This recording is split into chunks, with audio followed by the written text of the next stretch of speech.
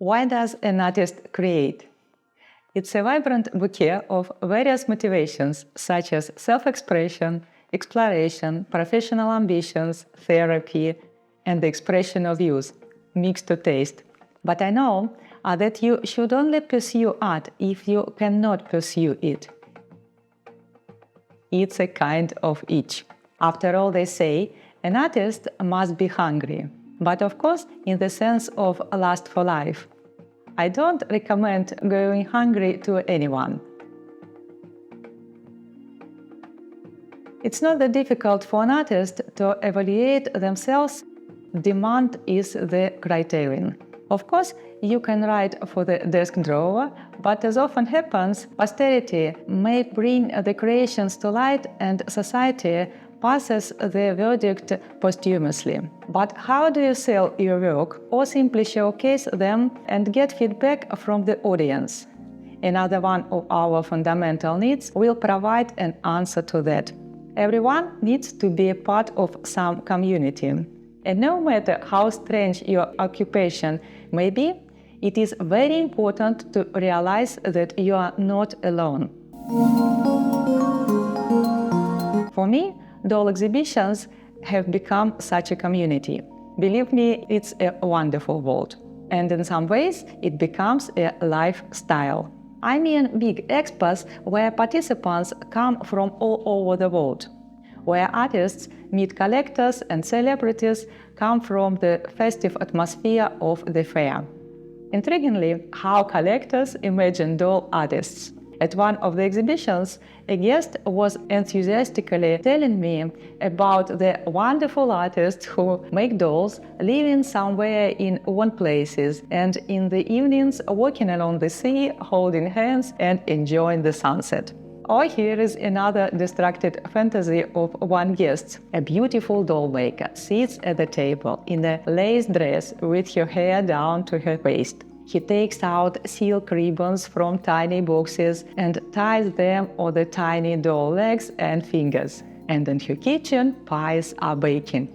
No, my friends, I want to share a secret with you. The creative process looks completely different. First of all, you are struck by some idea, and you can't formulate it exactly. It can be a certain color combination or shape, maybe historical or cultural fact, an old postcard, really anything. From that point on, you walk around with your eyes wrapped in your mind. But you also try to participate in society.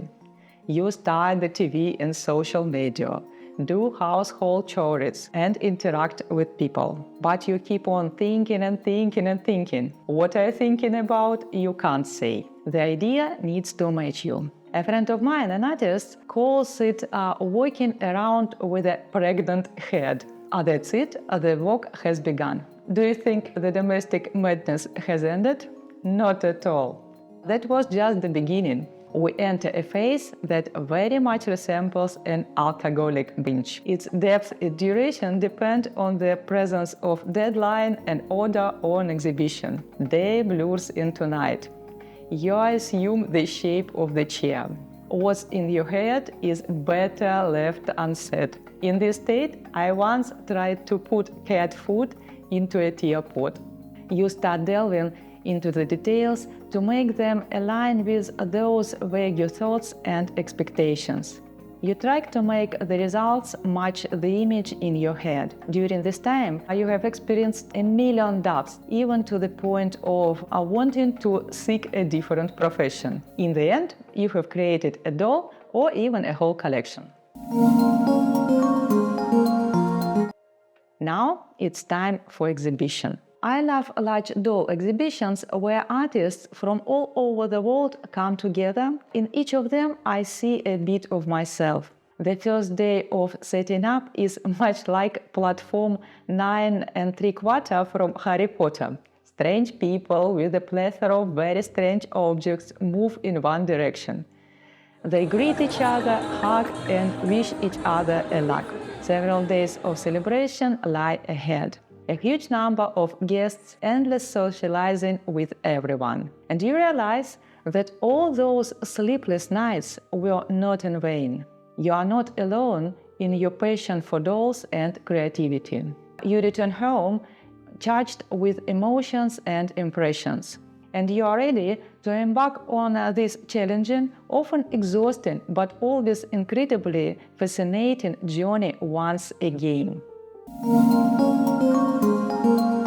No matter how people feel about Moscow, it is one of the centers of attraction for artists from around the world.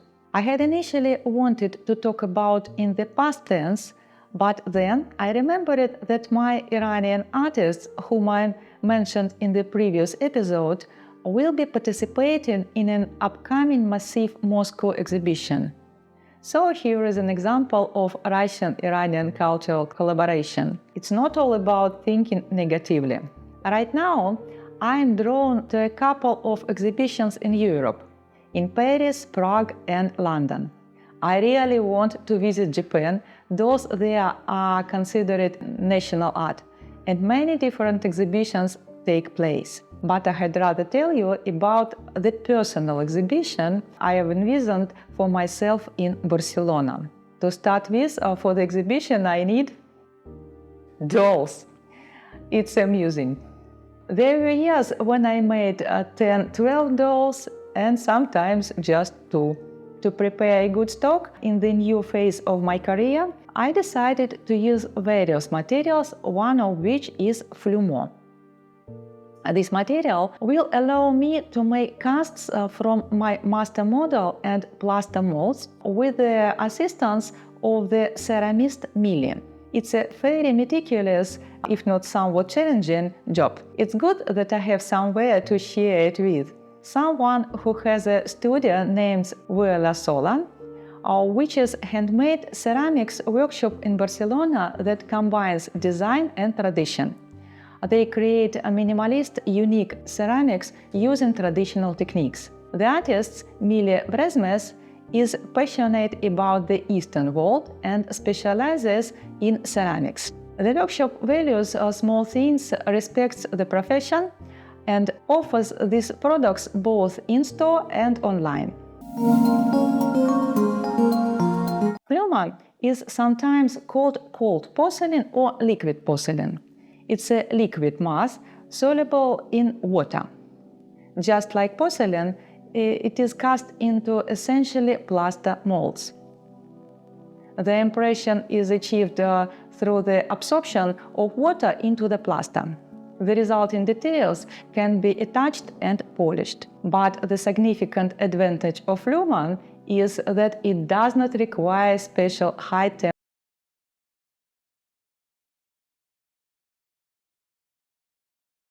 own know-how. If you bake them in a regular household oven at 150 degrees for an hour, they become more durable and less hygroscopic. It's not written in the label, so feel free to use this method. The difference from original porcelain is that porcelain shrinks by 30% during firing.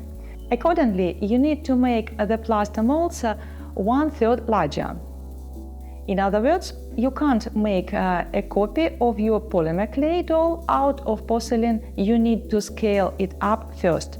Flumo is a white casting material, but it can be tinted with any water-soluble paint. Be attentive, you cannot tint the material with dry pigment for some reason. It stops absorbing into the plaster. I have learned this hard way. However, it works excellently with Genesis heat-set paints. Different materials convey the characters of the figures differently. I can't wait for the final results to compare. I have described the idea for the collection many times, and it will also work for the exhibition. There will be several characters who, according to the legends, live in different neighborhoods of Barcelona and convey my impression of each. Some characters will be made of wood, and they will be used about May and various soon. I mentioned how Matthias helped me cut several wooden dolls on a CNC machine. I'll show you the results soon. This is actually our prototype, not the final doll. I will use soon, we will carve a batch of new dolls, taking into account all the mistakes and difficulties we encountered in the process. Some will be made of polymer clay, my favorite material. I have an example of course on it and link in the description.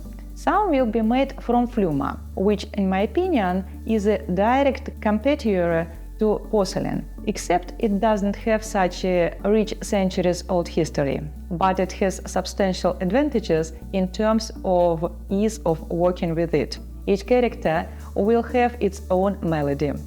I have already started working with my second track, which will be dedicated to the public district and will be full of burlesque and theatrically. This district has a deep history that I have yet to tell you about. I have a few local galleries in mind, so when I have enough exhibitors. According to my plan, I will be just a few months, as now some of my students are helping me along with technology. At the exhibition, there will be an opportunity to listen to the melody of each character, and I can already imagine a video sequence accompanying each doll. I believe that the synthesis of crafts ultimately produces art. Several local residents have told me that they would be interested in seeing their city through the eyes of an artist from the far north. So stay tuned. And of course, I will tell you about all the stages of my work in the process. So, if you watched this far, it means you like it. Please give it a like and perhaps even subscribe. I'll be hosting a big free webinar soon. Don't miss it.